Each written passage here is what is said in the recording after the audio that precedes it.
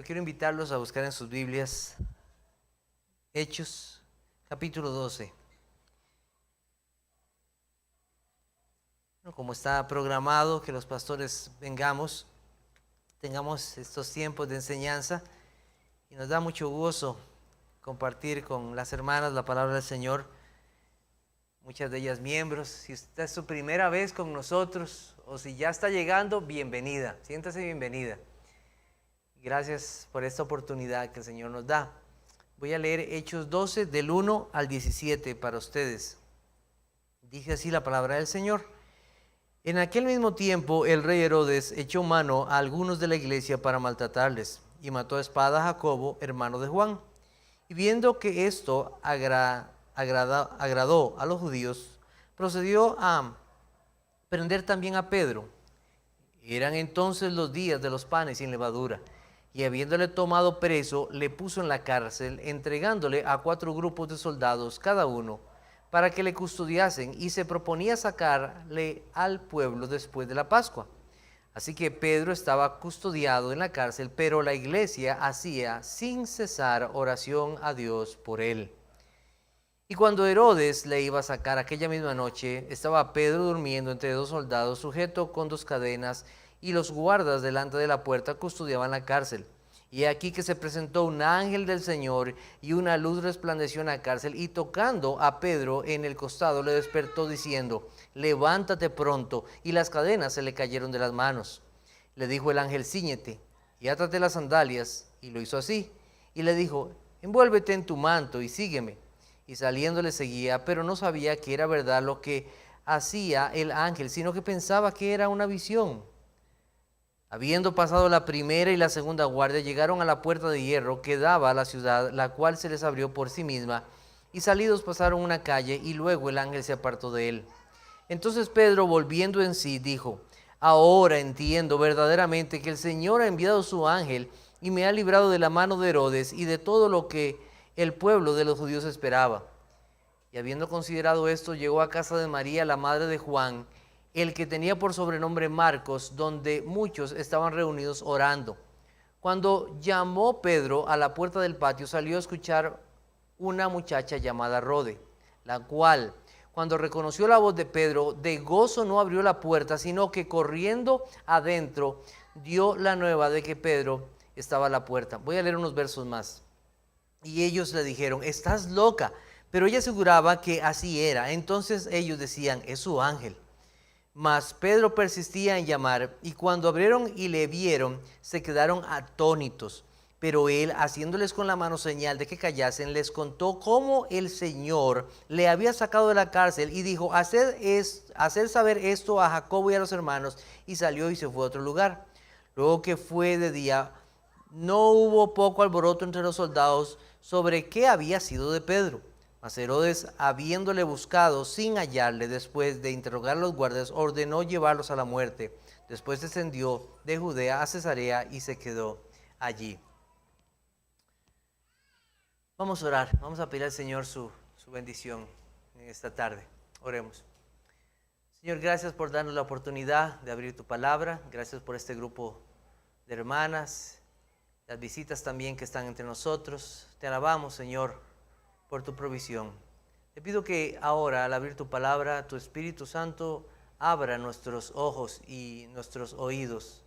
Esos ojos y oídos espirituales que necesitan ser iluminados y llenados de sabiduría de lo alto para poder comprender tu palabra. Oh Dios, que por tu Espíritu Santo podamos comprender estas cosas, alabarte, Señor, y venir a ti convencidos de la necesidad que tenemos de ti cada día. Gracias por esta oportunidad y te alabamos en tu Hijo Jesucristo. Amén. Una iglesia que ora en medio de adversidad. La iglesia del Señor será perseguida y pasará duras pruebas. Eso es una realidad. Y aquí nosotros lo estamos viendo, la iglesia del Señor. Y eso no está lejos de la voluntad y cuidado de nuestro buen Dios.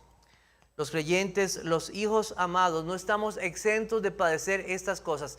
Y no es una excepción, más bien es una regla de que los cristianos van a padecer por causa del nombre de Cristo.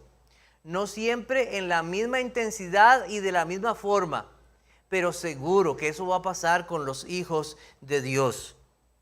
¿Y qué hace la iglesia en medio de la persecución? ¿Acaso abandona su fe? ¿Acaso huye en desesperación? No es así. ¿Qué hace la iglesia cuando es perseguida? Y aquí tenemos un ejemplo. La iglesia ora. La iglesia descansa en el Señor y va al Señor. Y eso es un consuelo para nuestras vidas. Entonces, en primer lugar, vamos a ver tres cosas: la iglesia y la realidad de la prueba, una iglesia que ora y la respuesta de Dios, y una iglesia fiel y gozosa. Y después veremos las aplicaciones. Entonces, una iglesia y la realidad de la prueba, una iglesia que ora y la respuesta de Dios, y una iglesia fiel y gozosa. Bueno, los primeros versos de este capítulo nos muestran aquella persecución por parte de las autoridades romanas a la iglesia del Señor y encabezadas por el rey en ese momento, Herodes. Unos creyentes fueron muertos y otros encarcelados. Herodes quería congraciarse mucho con los judíos y religiosos de aquel tiempo. Pero detrás de todo esto, ¿quién está?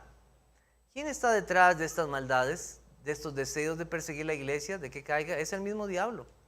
Satanás quiere ver la iglesia del Señor destruida, quiere ver destruido al pueblo de Dios. Aún así, todo está en las manos del Señor. Este Herodes de que se habla aquí fue Herodes Agripa I, nieto de Herodes el Grande. ¿De qué recordamos de Herodes el Grande? ¿Quién fue el que mandó a matar a aquellos niños pequeñitos cuando el Señor Jesucristo había nacido? A los niños menores de 2 años, ¿se acuerdan? Ese fue Herodes el Grande, un hombre malvado. Ahora este es nieto de ese Herodes. Estas cosas pasaron más o menos alrededor del año 44 después de Cristo. La Biblia hace notar que esto pasó en los tiempos de la Pascua. ¿Recuerdan qué es la Pascua? La Pascua es aquella celebración que Dios mandó al pueblo de Israel cuando lo sacó poderosamente, con brazo poderoso, de en medio de aquella esclavitud. Y esto está pasando en medio de esa celebración de gozo del pueblo. La intensidad de esta prueba que está pasando la iglesia es mostrada acá en que hay uno de los discípulos que es matado, asesinado. ¿Quién es? Jacobo. Jacobo, uno de los 12 apóstoles. Ese Jacobo fue uno de los que recibió la promesa del Señor cuando el Señor dijo: entonces os entregarán a tribulación y os matarán y seréis aborrecidos de todas las gentes por causa de mi nombre. Vamos a recordar, había un trío muy especial: Pedro, Jacobo y Juan. Este Jacobo es esa parte de ese trío que ha sido muerto. Y también ahora tenemos a Pedro encarcelado. La intensidad de esta prueba parece humanamente insuperable. Puestos en una cárcel romana, 16 soldados ubicados en diferentes posiciones, cadenas, o sea, una puerta de hierro. O sea, esto humanamente uno dice, esto es imposible. O sea, que hay una prueba insuperable para la iglesia de Dios. Pero para Dios no hay nada imposible. No hay nada imposible. Entonces, ¿qué hace la iglesia en medio de todo esto? Una iglesia que ora y la respuesta de Dios.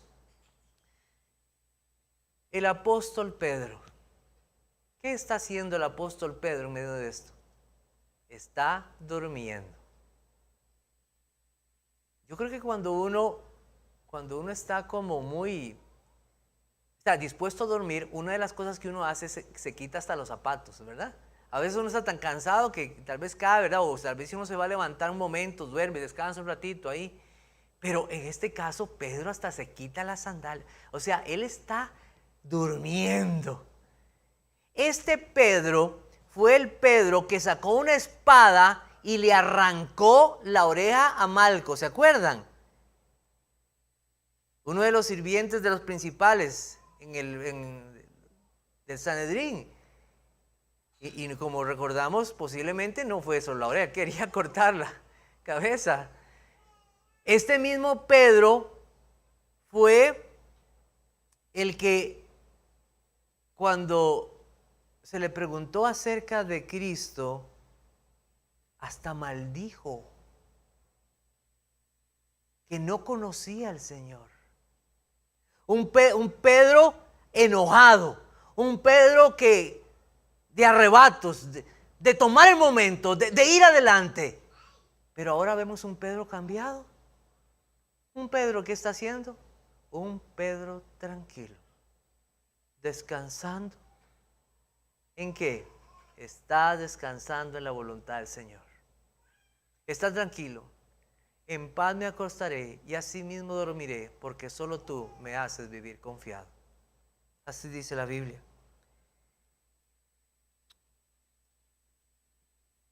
Pero también Pedro estaba tranquilo. Pienso por una cosa más, él sabía que había una iglesia que estaba orando por él. Qué consuelo para nuestras vidas cuando sabemos que hay hermanos que están orando por nosotros. Qué consuelo trae a nuestros corazones esto. La iglesia estaba enterada de lo que había sucedido. No dice que fue un día domingo, no, la Biblia no dice. Pero en el momento que esto pasó, la iglesia toma una decisión. Vamos a orar. Y por lo visto en el relato, no fue que cada uno se fue a su casa a orar, sino que se reunieron para orar en una sola casa, en la casa de María, la madre de Juan. Posiblemente ya era un lugar de reunión y ofreció las condiciones de espacio para que muchos pudieran estar ahí. Por otro lado, la iglesia no se intimidó ante esto. Qué interesante, había persecución, claro, pero ¿qué hace la iglesia? Huye. No, la iglesia hace lo que el Señor le manda y va y ora. Ora al Señor, se reúnen para orar, para buscar del Señor. Orar a Dios y suplicar su cuidado. Y hasta orar, mire, por los que los persiguen y maltratan, porque eso mandó el Señor. Estaban orando. ¿A qué horas? En la noche. Estaban orando en la noche. No, estoy muy cansado. El trabajo ha sido, el día ha sido terrible. Mira cómo se portaron mis hijos. Esto ha sido, bueno, ya. Y están ahí orando. El cansancio no los venció. El temor a ser capturados no fue un obstáculo para ir a orar. Interesante, también había mujeres ahí orando. Mujeres orando, madres y esposas. Pero sabían que había necesidad. Un rey terrenal ha aprisionado a un siervo del rey de toda la tierra. Vamos a orar. Este rey de toda la tierra hace lo que quiere. Hace lo que quiere. Nada puede evitar su mano y su poder. Entonces él envía a uno de sus siervos, solo uno, nada más, un ángel. Entra a la cárcel, todos los soldados están en un sueño profundo.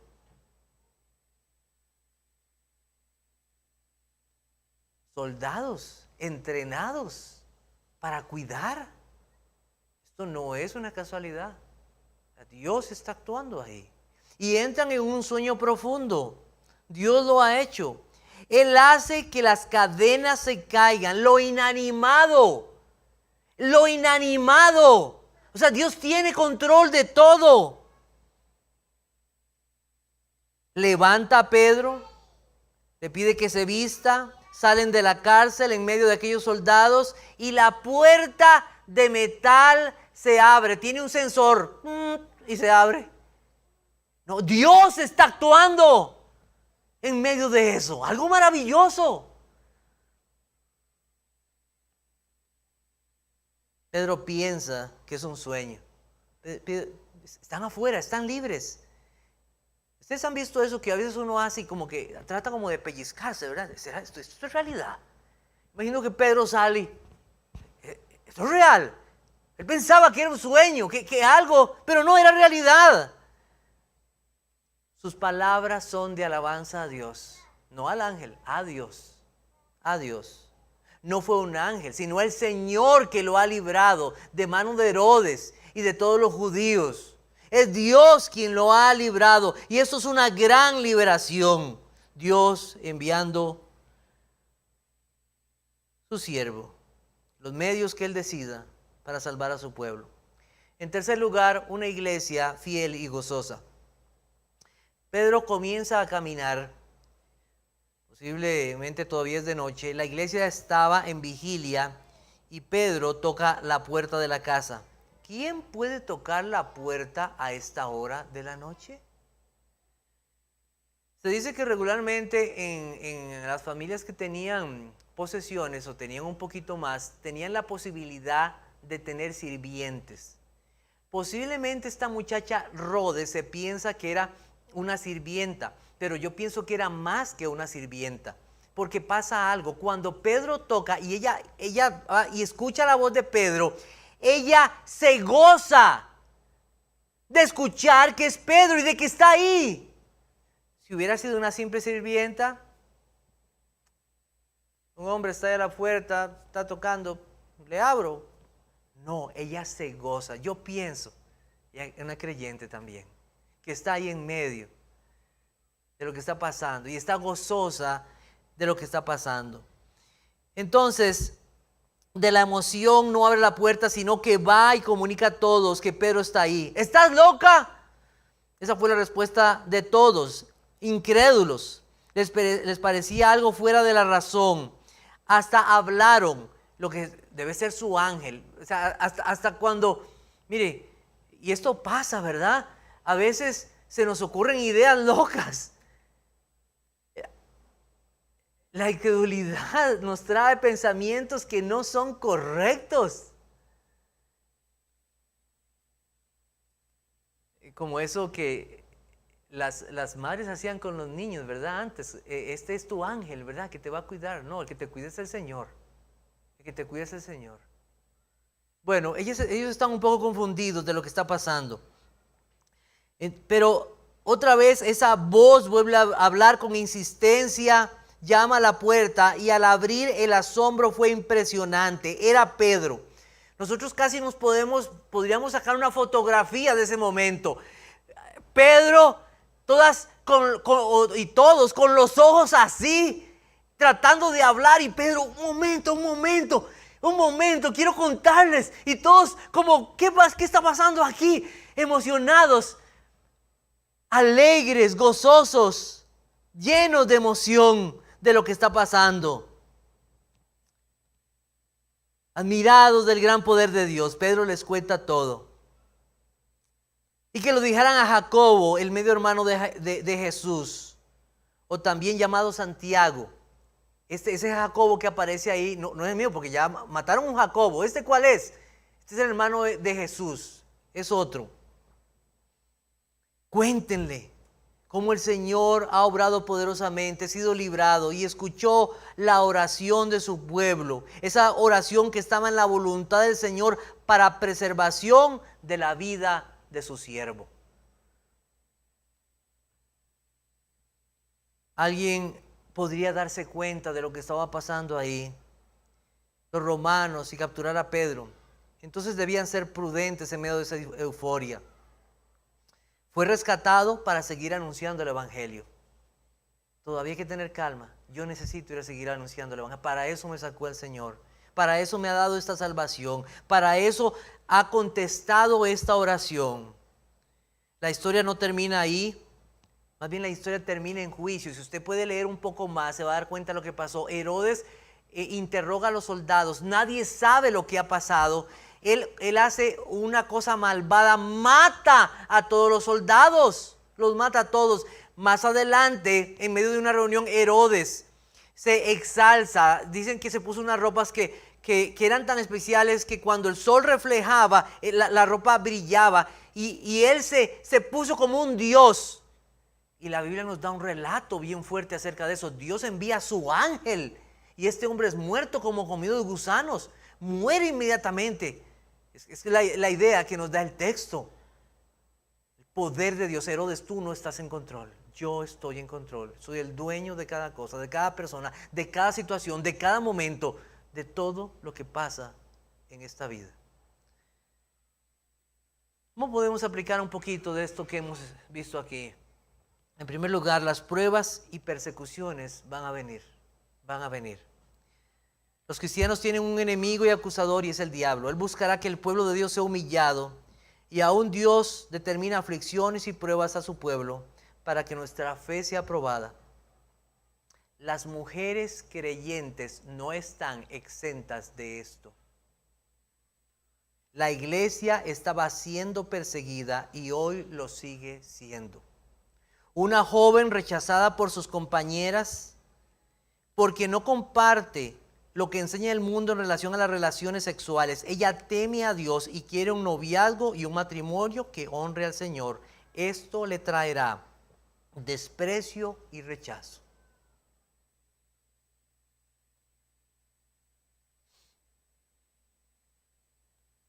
El mundo exalta y alaba a lo que se llama vivir juntos, cuando Dios llama a esto fornicación.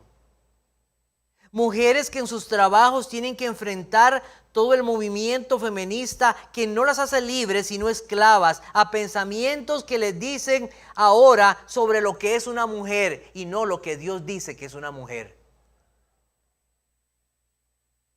Mujeres que son ofendidas y rechazadas por querer ser esposas o madres. Que tienen que enfrentar ahora que sus hijos las irrespeten y no pueden disciplinarlos como Dios lo ha pedido, porque entonces son perseguidas por familiares, por vecinos y por las instituciones. La avalancha pecaminosa en todo este movimiento LGTB está buscando capturar las mentes de hijos e hijas. Como mujeres, ustedes también tienen que luchar, mujeres creyentes, casi ser apologetas de la feminidad y hasta la masculinidad bíblica. Por ejemplo, en relación a este deber de transferir el legado de la feminidad bíblica a sus hijas, dice Nancy Lee DeMoss en su libro Atrévete a ser una mujer conforme al plan de Dios lo siguiente: la lucha por recuperar la feminidad bíblica es una batalla espiritual y para ello debemos utilizar cada arma que Dios nos ha proporcionado. No podemos negar el hecho que hemos respirado aire feminista durante varias décadas. Este veneno nos ha infectado. Criar hijas que se comprometan con la perspectiva bíblica de la feminidad será como estar parado ante una ola sísmica, pero debemos estar firmes. Hay persecución, hay batalla, pero nuestras armas no son carnales, son espirituales, en Dios. La mujer creyente también es peregrina y extranjera en este mundo hostil que buscará cómo seducirla, cómo hacer que la moda, los placeres, las nuevas formas de pensamiento lleguen a tomar su mente y corazón. No debemos ignorar las maquinaciones del enemigo. Quiero hacerte una pregunta. Si hoy te tuvieran que meter a la cárcel, ¿te meterían por ser cristiana? ¿Te meterían a la cárcel por ser cristiana? ¿Te meterían por tener convicciones bíblicas? ¿Te meterían a la cárcel por querer llevar el mensaje del Evangelio y vivir a la luz de ese mensaje? Quiero invitarlas a buscar 1 de Pedro 3, 13 al 15. 1 de Pedro 3.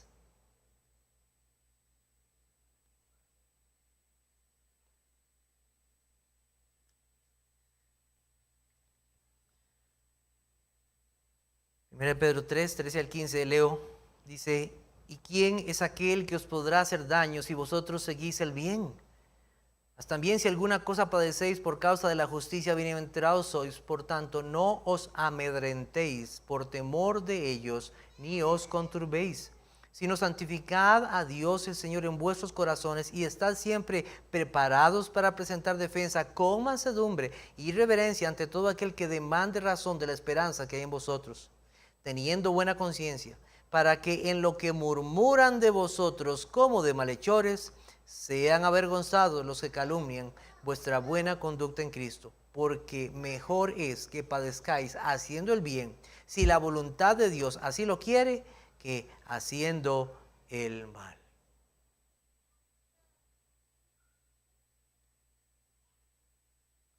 La mujer creyente, la mujer de convicciones bíblicas, va a sufrir persecución. Dios tratará con los enemigos, con sus enemigos. Él hará lo que es justo y bueno, pero nosotros seamos de aquellos que por nuestra forma de vivir y orar muestran que Dios es nuestra confianza. En segundo lugar, una iglesia que ora incluye mujeres. La casa de María, la madre de Juan, Rode, había mujeres orando en aquella iglesia. Había mujeres, es lo que entendemos del texto. Entre 1949 a 1951, Dios usó a dos mujeres ancianas, Peggy y Christine Smith, en el avivamiento de Lewis, en Escocia. Ambas mujeres tenían alrededor de 80 años. Peggy era ciega y Christine estaba inválida por la artritis. Ni siquiera podían salir de su pequeña cabaña para adorar en la iglesia del pueblo. Pero ellas sabían cómo orar. Dios usó sus oraciones para plantar semilla de anhelo en el corazón de los hombres que comenzaron a orar por un avivamiento. Dios envió un gran avivamiento espiritual en respuesta a las oraciones fervientes de estas dos mujeres. El pastor Duncan Campbell fue un instrumento y testigo de aquel gran avivamiento. Cuando llegó Campbell a la isla, en la primera reunión un joven le dijo que era necesario que algo pasara. Se lanzó al piso en clamor de oración pidiendo a Dios que se derramara sobre el lugar, y entonces una multitud de 700 personas llegó a la puerta de la iglesia sin ser invitados. Eran las 10 de la noche y dijeron: estamos aquí porque sentimos la necesidad de estar con Dios. Dios se derramó y tuvieron un poderoso culto que terminó a las 5:30 de la mañana del día siguiente. Hermanas, hemos pedido un avivamiento para esta iglesia. ¿Ustedes están orando por eso? Estamos pidiendo por ver a nuestros hijos rendidos a Cristo. ¿Por qué no hay más mujeres orando los miércoles en la mañana o al mediodía?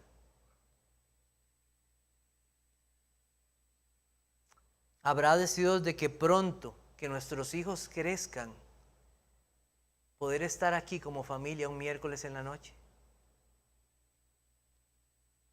¿Se han levantado antes de que sus hijos o hijas se levanten para orar por la salvación de ellos? Estas dos mujeres del relato en Escocia nos dejan ver que las excusas y las dificultades pueden ser vencidas cuando hay un verdadero deseo por la obra de Dios en medio de nosotros. Cuidemos de que nuestras vidas no giren alrededor de esperar los cumpleaños, aniversarios, graduaciones, matrimonios, viajes. Cosas que en sí mismas no son malas, pero pueden desviarnos de las prioridades.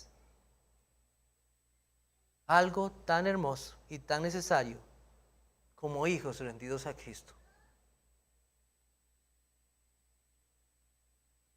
Podemos mover cielo y tierra para estar en una actividad, pero me pregunto, ¿estamos haciendo el mismo esfuerzo para orar? ¿Dónde están las mujeres, las madres, las abuelas, las hermanas que claman a Dios por su misericordia y un avivamiento? ¿Dónde está el obedecer a Cristo en su llamado a orar? ¿Cuán necesario es la oración corporativa, la oración en grupo? Alguien dijo que oran mejor juntos los que también oran solos. ¿Será la oración corporativa, esa falta de orar juntos, ese deseo de venir a orar juntos, un reflejo de lo que está pasando en nuestras vidas personales, en nuestras devociones personales? Gracias a Dios por los tiempos de oración que tenemos. Hoy ustedes van a tener un tiempo de oración. Aprovechenlo y oren y pidan y supliquen al Señor. Derramen sus almas delante del Señor. Orando en todo tiempo, con toda oración y súplica en el Espíritu, y velando en ella con toda perseverancia y súplica por todos los santos. Efesios 6:18. Dios ha prometido escuchar y guardar y salvar a su pueblo. Miqueas 7:7 dice: mas yo a Jehová miraré, esperaré al Dios de mi salvación, el Dios mío me oirá. En medio del recuerdo de la Pascua, Dios mostró su salvación. Así como salvó a muchos en un pasado, también salvó a uno en este tiempo. A uno. Dios cuida a su pueblo y a sus ovejas, aunque sea una. No dudes que Dios cuida de ti si eres su hija. Nunca dudes. ¿Cómo habrá orado la iglesia? Oh Señor, manda a tu ángel, que se duerman los soldados, que se caigan las cadenas y que de una forma maravillosa se abra la puerta de metal. No creo que hayan orado así. ¿Sabe que a veces como que queremos ponerle a Dios las respuestas? Creo que no debemos orar así. Como que queremos darle a Dios las opciones, A, B, C, D. Señor, ¿cuál de estas? ¿Puedes escoger una de estas? Yo creo que ellos nada más derramaron sus almas. Señor, cuida a tu siervo. Protégenos. Nosotros debemos ser como niños. ¿Ustedes han visto a los niños cuando se golpean? Ay, mamá, me duele aquí. Y el niño no dice, aplícame alcohol, después hielo y después dame un antiinflamatorio. No, mamá, me duele. La mamá sabrá o el papá sabrá qué hacer. Así debemos de venir. Señor, me duele. Señor, no sé qué hacer. El Señor sabrá lo que es mejor para nosotros. Él siempre sabrá lo que es mejor para nosotros. Descansemos en eso. Descansemos en ese Padre bueno, en ese pastor de su pueblo. Él sabe siempre lo que es mejor y el tiempo. No tratemos de impresionar a Dios con grandes oraciones. Y no estoy diciendo grandes oraciones en tiempo, sino en palabras excelsas. Vengamos humildes delante del Señor y abramos sinceramente nuestros corazones delante de Él. Descansemos en su cuidado. Descansemos en sus promesas. Que sus promesas llenen nuestros pensamientos y corazones. Esto pasó, esta gran salvación pasó en medio de una celebración. ¿Qué tenía que recordar el pueblo? ¿Qué tenía que recordar la iglesia? El Señor salvó a su pueblo. La Pascua. El Señor me salvó. Me rescató cuando no había esperanza para mí. Y cada uno tenemos y podemos contar esa realidad en nuestras vidas y volver a ver atrás y ver las grandes obras de Dios y sus maravillas y cómo es su protección y cuidado, cómo nos ha salvado, cómo cuando no merecíamos nada nos mostró su misericordia.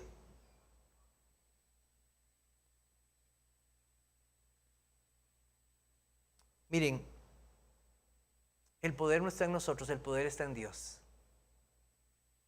Y aunque nosotros no entendamos esto muy bien, Dios ha unido las oraciones de su pueblo a su voluntad de una forma que no entendemos, a su propósito eterno. Nosotros no lo entendemos. Y Él contestará esas oraciones cuando son agradables a Él y están en su sola potestad. Pero Él ha pedido que su pueblo ore y se entregue de corazón a Él, humildes, y descansemos como estaba haciendo el apóstol Pedro, durmiendo, descansando simplemente en el Señor, descansando en Él, descansando en su cuidado. Dios hizo un gran milagro al salvar. Aquí vemos un milagro, un maravilloso. Oremos y descansemos en ese cuidado. Y que al ver esa salvación del Señor nos gocemos y alabemos a nuestro Dios. Dios contesta. Algunos no saben, pero durante muchos años en esta iglesia no hubo muchos hombres, ni hubo familias. Hoy estamos viendo, después de muchos años, esa oración contestada. Esa oración contestada. Dios ha tenido misericordia de esta iglesia. No dejes de orar por la salvación de tu esposo. No dejes de orar por la salvación de ese hijo, de esa hija, de ese padre, de esa madre.